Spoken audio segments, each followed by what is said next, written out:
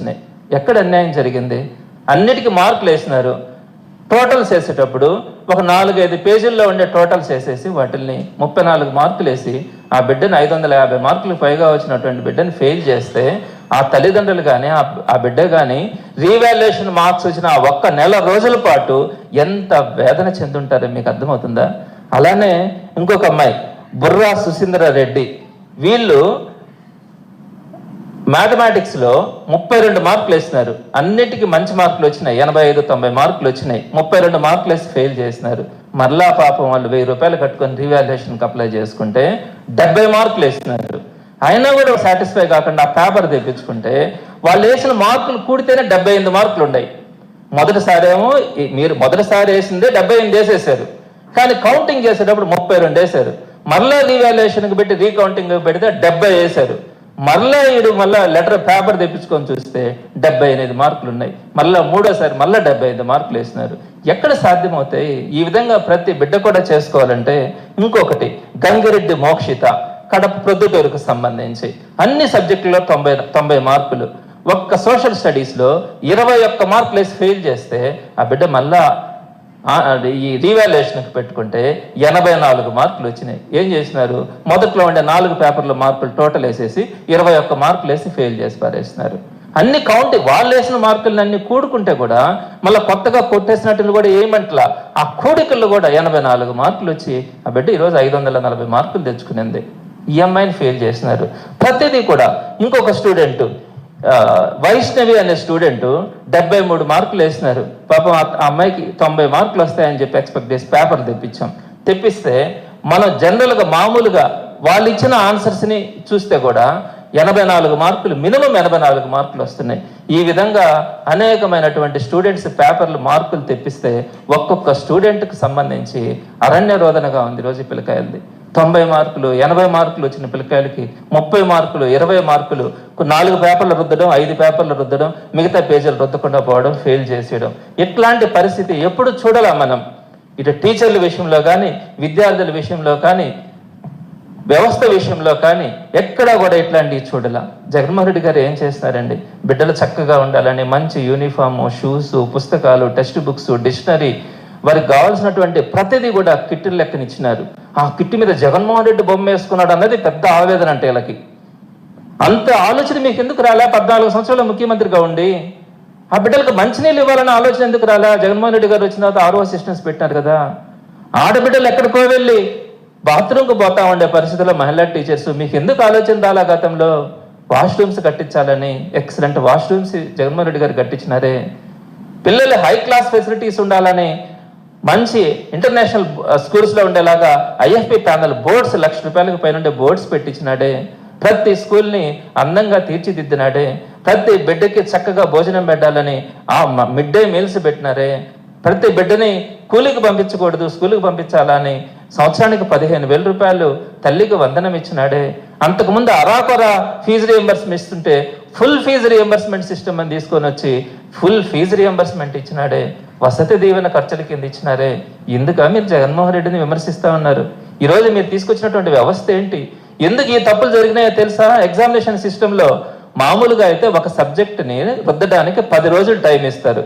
ఈ 10 రోజుల లోపల ఎగ్జామినేషన్ని వాల్యుయేషన్, కానీ వీళ్ళు టార్గెట్లు పెట్టి 6 రోజుల లోపలనే వాల్యుయేషన్ ఒక్కొక్క సబ్జెక్టు పూర్తి కావాలా అని చెప్పి 40 పేపర్లు రుద్దాల్సిన టీచర్ల దగ్గర రోజుకి 80 పేపర్లు రుద్దించి రోజుకి చీకటి పడినా కూడా పేపర్లు రుద్దాడు పెట్టుకోమని చెప్తే వాళ్ళు ఎక్కడ రుద్దినారో ఏం చేసినారో తెలియకుండా పిల్లల జీవితాలను నాశనం చేసినటువంటి పరిస్థితి మీ రికార్డుల కోసం ఈరోజు మనకు కనపడతా ఉంది. సో ఇట్లాంటి పరిస్థితుల్లో ఈరోజు మనకి ఎడ్యుకేషన్ సిస్టమ్ ఉంది. మేము అభ్యర్థిస్తా ఉన్నాం, టీచర్స్కి సంబంధించి SGTలకు సంబంధించి మాన్యువల్ కౌన్సిలింగ్ పెట్టాలా? అలా కాకుండా మీరు కనుక ఆన్లైన్లో వెబ్ కౌన్సిలింగ్స్ కనుక పెడితే ఈ రోజు అనేక మంది టీచర్లు ఇంకొక 8 సంవత్సరాల పాటు ఎక్కడో తెలియని అనవసరమైనటువంటి పరిస్థితుల్లో, ఎక్కడో మారుమూల పరిస్థితుల్లో ఎక్కడో చేరాల్సిన పరిస్థితి ఏర్పడుతుంది.